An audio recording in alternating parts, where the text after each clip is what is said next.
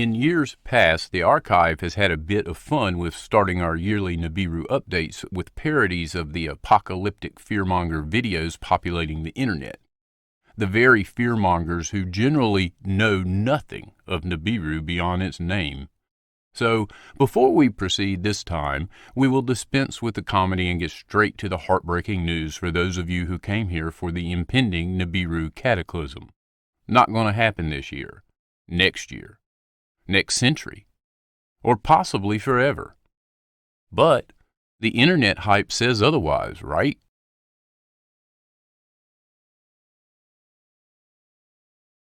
After the last big farce of Nibiru fearmongering in 2017 involving conspiracy theorist David Meade's claims that the world would end on September 23rd, things seemed to quiet down among the fake planetary collision content makers. But 2020 saw yet another example of the Nibiru cataclysm perpetual resurgence.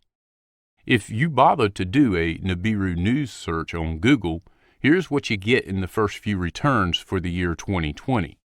On April 13th, BroBible.com said conspiracy theorists tie Nibiru, aka Hidden Doomsday Planet X, to the current pandemic.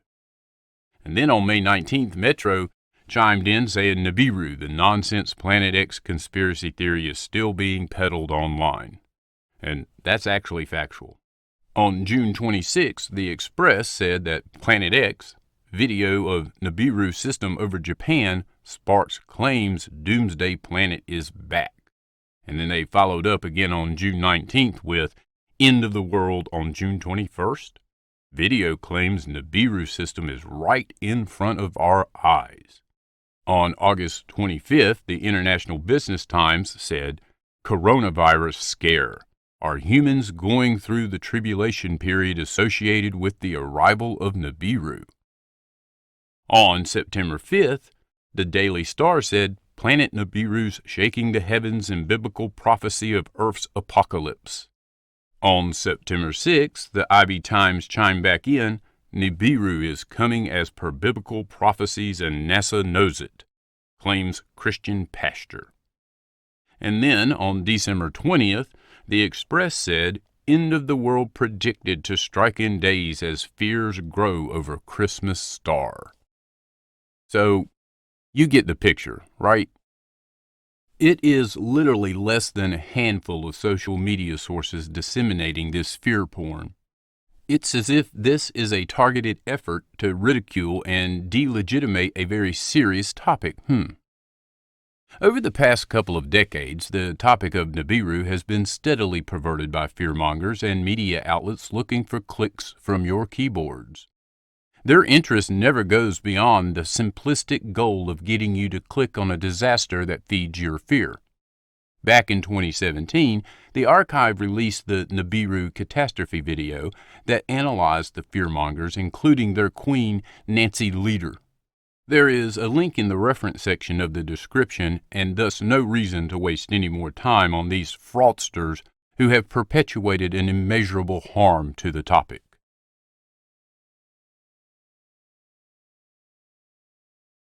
So, as we move to the serious debate surrounding Nibiru, our first question naturally is, does it actually exist? While there has been no definitive evidence of the existence of Nibiru yet, the circumstantial evidence has been mounting at an ever-increasing pace over the last few decades. This evidence includes both ancient historical records that are many thousands of years old, as well as astrometric calculations presented by today's leading astronomers and astrophysicists.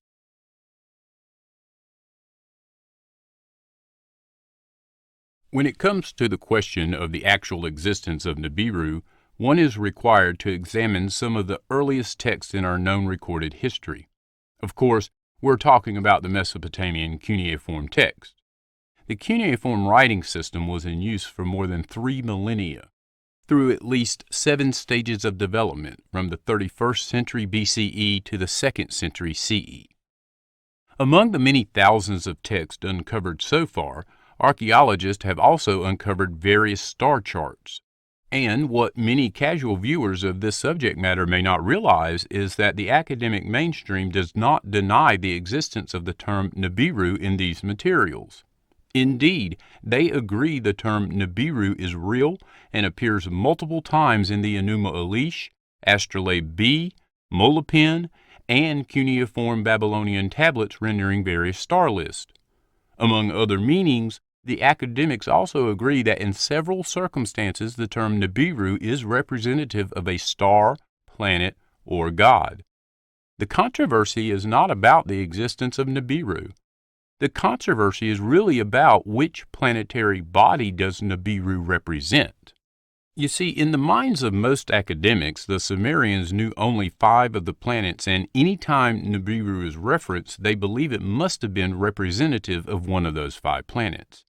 They have decided that Nibiru, being a separately described heavenly body, does not fit into their rigidly defined paradigm, and therefore any translation indicating such is illegitimate.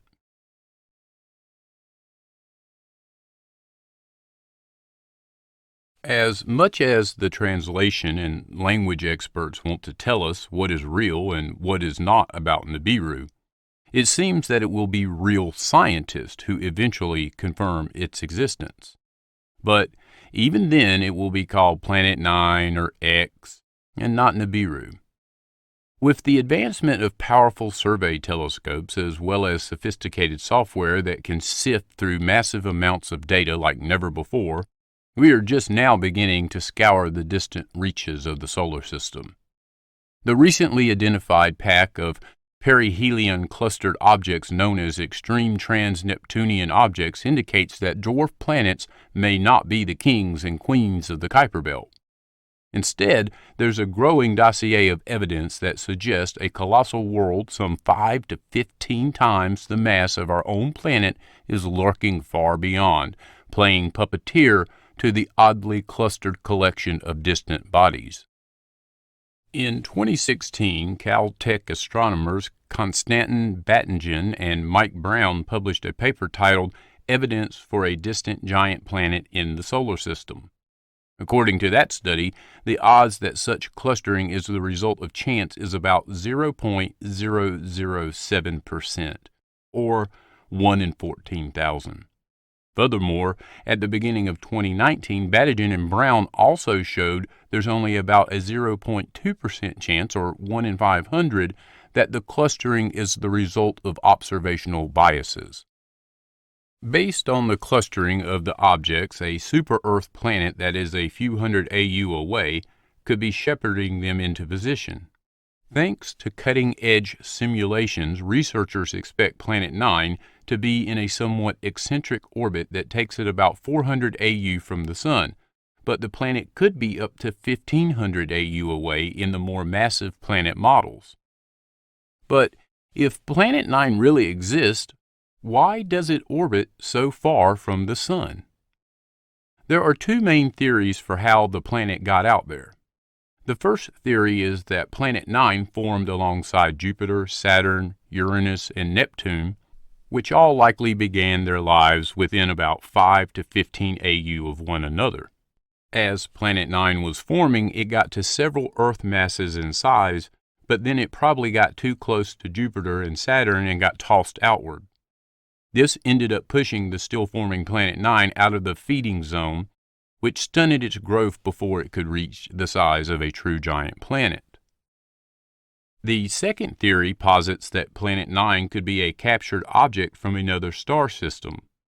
Because stars form out of massive clouds of condensing gas and dust, they are born in litters, not in isolation. So, early in the solar system's history, the Sun was surrounded by many other nearby stars that all gravitationally interacted with one another. This means other stars were tossing objects out of their solar system. So there was probably a lot of free-floating planets being ejected from all these different stars.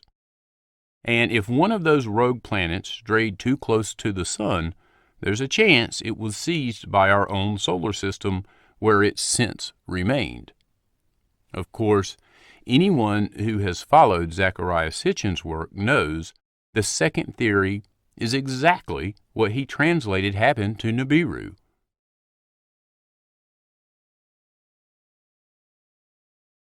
Probably the most pressing question in any Nibiru update presentation is, where is it located? Of course, the whole point of the fearmonger videos is to say it's right on top of us. But when we dismiss that obvious stupidity, we're still left with the question. Well, if we had the answer to that question, then we would also have direct evidence of its existence. Needless to say, its current location is unknown. But there are some rather good estimations available. Due to its extreme distance from the Sun, Planet 9 would reflect little sunlight, potentially evading telescope sightings. It is expected to have an apparent magnitude fainter than 22, making it at least 600 times fainter than Pluto. If Planet 9 exists and is close to perihelion, astronomers could identify it based on existing images. At aphelion, the largest telescopes would be required, but if the planet is currently located in between, many observatories could conceivably spot Planet 9. Statistically, the planet is more likely to be close to its aphelion at a distance greater than 600 AU. This is because objects move more slowly when they're near their aphelion in accordance with Kepler's second law. Brown and Badigan initially narrowed the search for Planet 9 down to roughly 2,000 square degrees of sky near Orion, a swath of space that Badigan thinks could be covered in about 20 nights by the Subaru telescope. Subsequent refinements by Badigan and Brown have reduced the search space to 600 to 800 square degrees of sky. In December 2018, they spent 4 half nights and 3 full nights observing with the Subaru telescope.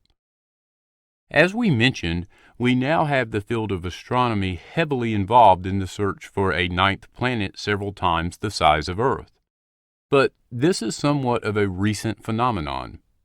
For several decades prior to this new scientifically disciplined exploration, there was a single scholar that had already deciphered the planet's potential existence and even its duration of orbit.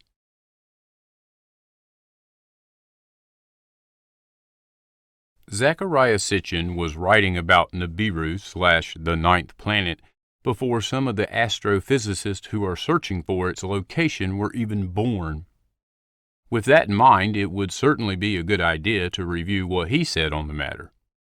In fact, he revealed the existence, size, orbit, and detailed characteristics of the ninth planet in our solar system 45 years ago through the translation of the Enuma Elish, a major document unearthed at the archaeological digs at Nineveh by Layard and translated by L.W. King.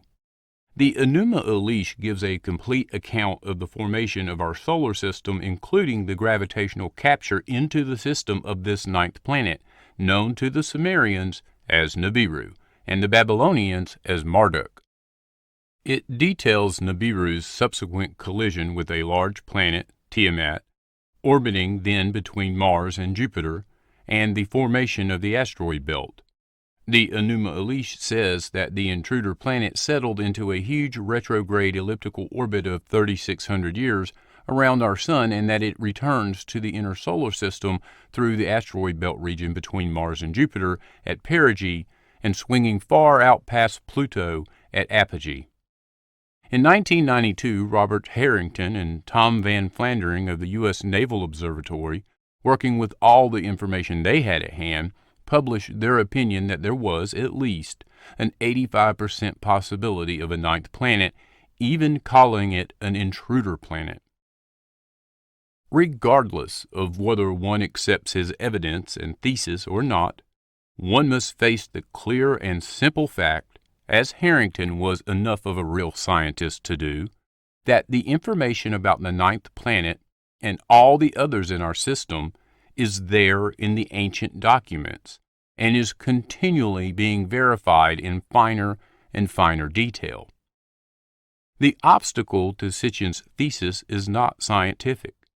It is the very unscholarly, traditional, pervasive, reclusive mindset of academics and scientists long fostered by the religious absolutism that put Galileo under house arrest and burnt Bruno at the stake, that this history and information is to be disregarded as mythological.